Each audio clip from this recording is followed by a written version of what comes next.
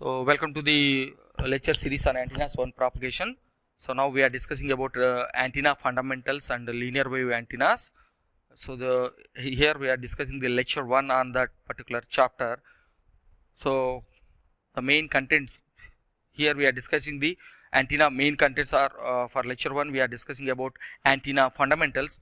The contents of this lecture are learning outcomes and introduction to the antennas. So what is antenna and how what is the properties of antenna, what is the functions of antenna, and after that what is radiation mechanism. That means if you are taking a simple wire, how the radiation will be occurs, and how the radiation will be there in single antenna, single wire radiation. So the learning outcomes are, so after completion of this topic, student will learn the what is the basic definition of antenna and the concept of antenna, and also will students after completion of this topic students will able to understand the radiation mechanism and how the radiation will be occurs in single wire antenna. So antennas, so now the world is fully with antennas. Without antennas a man or a human being cannot move, because if we doesn't have any mobile phone, everywhere, every world, every people having using the while antennas, mobile phones. So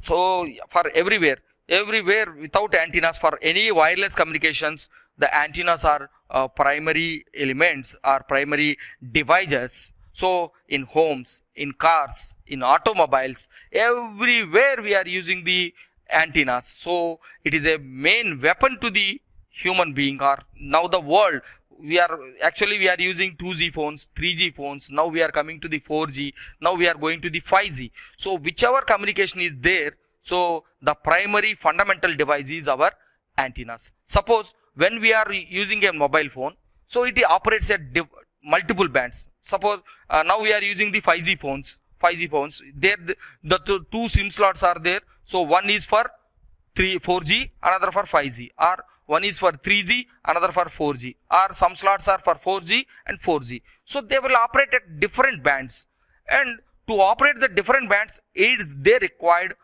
multiple antennas. That means two antennas they required.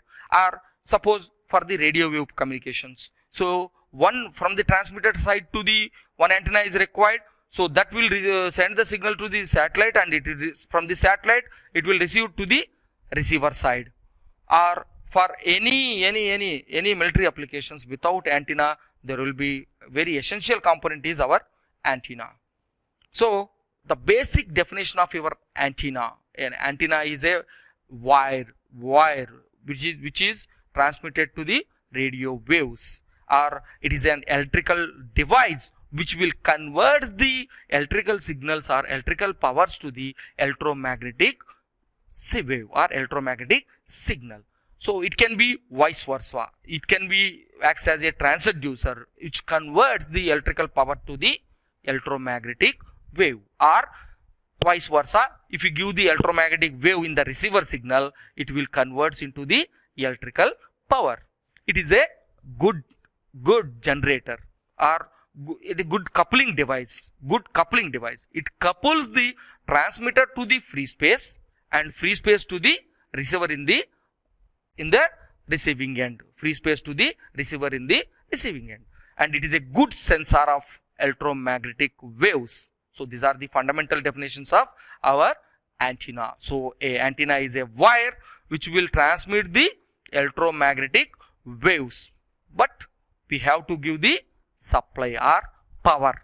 It is a good transducer which will convert the electromagnetic waves, that means electrical power, into electromagnetic waves.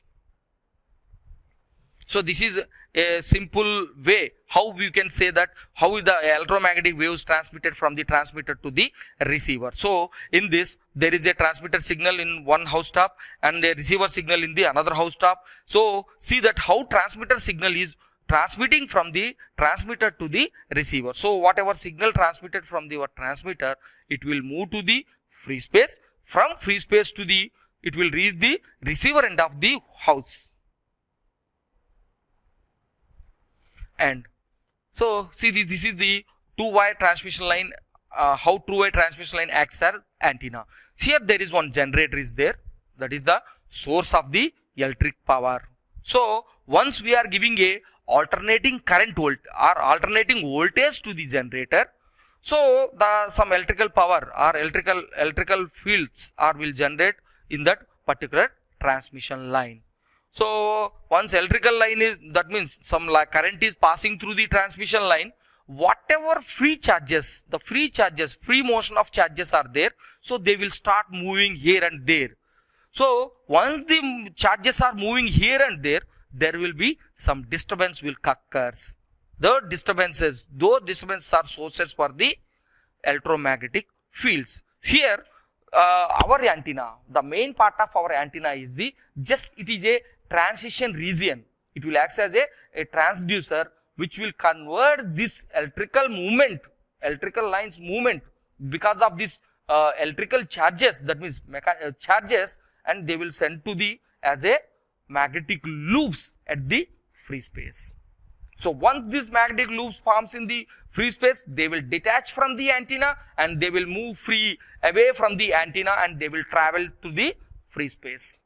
So once the reverse operation, when we are using a receiver antenna, whatever loops, magnetic loops formed from the transmitter and they are traveling to the free space, these are the sources for the free space antennas and they will travel to the receiving end.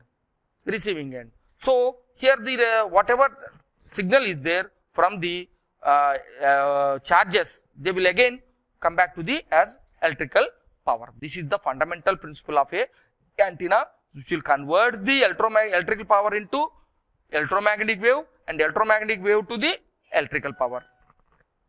So this is the simple block diagram. So how the antenna will be radiating. So once this is the parabolic reflector antenna. So once your electrical power is given to that, so that will receive the transmitting signal, and from the receiving also we are receiving the receiving signals.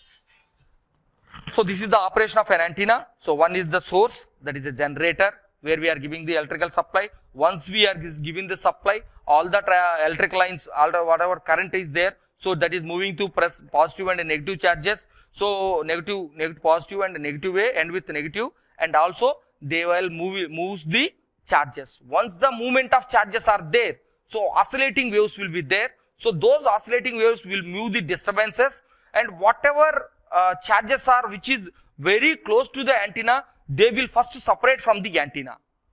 So those separated antennas will be gone to the free space and they were forming like a encircling magnetic loops. So those loops will move to the free space. And this is the equivalent circuit of an antenna. So when we compare with the equivalent circuit of an antenna with the RLC component, so in the RLC component just we are having RLC. Here also in the antennas also RA, LA and CA. These are the three components only: inductor, resistor and capacitor. But only basic change between antenna equivalent circuit and the RLC circuit is, so here these components R, L and C, they are varying with frequency. Once frequency is varying, these components are varying. Due to this, the conductance, the maximum conductance occurs at the center in the RLC components, but due to the due to this frequency changes, the conductance of, that means resonant frequency, is somewhat shifted from the center point to left of the resonant point. So the equivalent circuit characterized by presence of resistance, inductance and capacitance, and whatever current produces magnetic field and also charge produces the electrostatic field. So these two in turn create an induction field.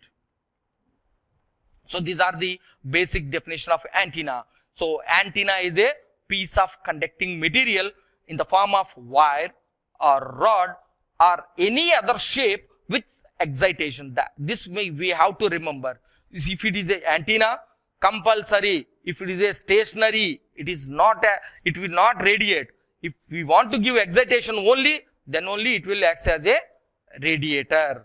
It is a good sensor of electromagnetic waves. It is a good transducer. That means it converts one form of energy into another form, and it is a good impedance matching device. Actually, so whenever we are using antennas, by using the reciprocity theorem, whatever antennas we are using in the transmitter side, we want to use the same antennas in the receiving side. Then only we can match the impedance. So that's why it's a good impedance matching from the transmitter to the free space and free space to the receiver. And also it is a good coupler between the generator to free space and the free space to the generator. There are three important properties. All these properties are relevant to the reciprocity theorem. We can prove by using the reciprocity theorem. So one is the equality of impedance. So we are using the identical antennas. That means whatever antenna we are using in the, whatever antenna properties we are using in the transmitter side, that should match with the characteristics of the receiving side, and also equality of directional patterns. So if you are using the antenna exhibits the identical characteristics, so those antennas we can use in the transmitter side and the receiver side. And equality of effective length. So here also antenna, it is having the same effective length antennas we can use in the both transmitter side and receiver side.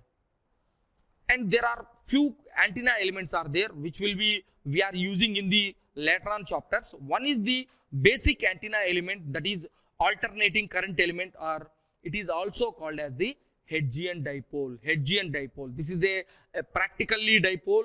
So we can't, that is the ideal case. We can't use for the practical purposes, and its size is also very small. If you cut a small piece in a wire, that is called your Hertzian dipole, which is having the length, very small length, and it is a very short linear antenna. So because of this small piece of wire, whatever current passing through this element is throughout the length of the wire, it is same. And second one is the short dipole antenna, whose length is always lambda by 4. So here current distribution is always sinusoidal. Short monopole antenna, here the length of the wire or length of the antenna is always less than lambda by 8, and it is also short linear antenna, and its radiation pattern, that is current distribution, is always sinusoidal. Next, the practical antenna, which we are using in the upcoming chapters as half-wave dipole antenna. So its length is always resonant of lambda by 2. That means L is equal to lambda by 2. Here the length is lambda by 2, and the current distribution in this short dipole, half-wave dipole antennas is always triangular. And short next one is quarter wave monopole antenna. The length of the wire is L is equal to lambda by 4, and the current distribution in this particular quarter wave monopole antennas is always sinusoidal. Next topic is radiation mechanism. So up to now what we discussed, we can give a brief summary of that. So here we are discussing about what is an antenna. So what is an antenna? Antenna is a rod, or antenna is a wire with some excitation. That means we have to give some power to radiate antenna. And what are the properties of antenna? Antenna can be, we can use as a transducer, or we can use as a sensor, or we can use as a coupling device. So any way we can use as your antennas. And basic functions, these functions are, there are some properties are there. Those are properties are, all the antennas should possess the equal impedance property. So whatever antennas we are using in the transmitter and receiver should possess the same properties, and equality of directional properties. Whatever properties they are possessing in the transmitter side, they should possess in the directional in the receiver side. And effective length. So these characteristics also, whatever antennas you are choosing in the transmitter side should possess the same characteristics in the receiving side. Now moving back to the next topic, that is next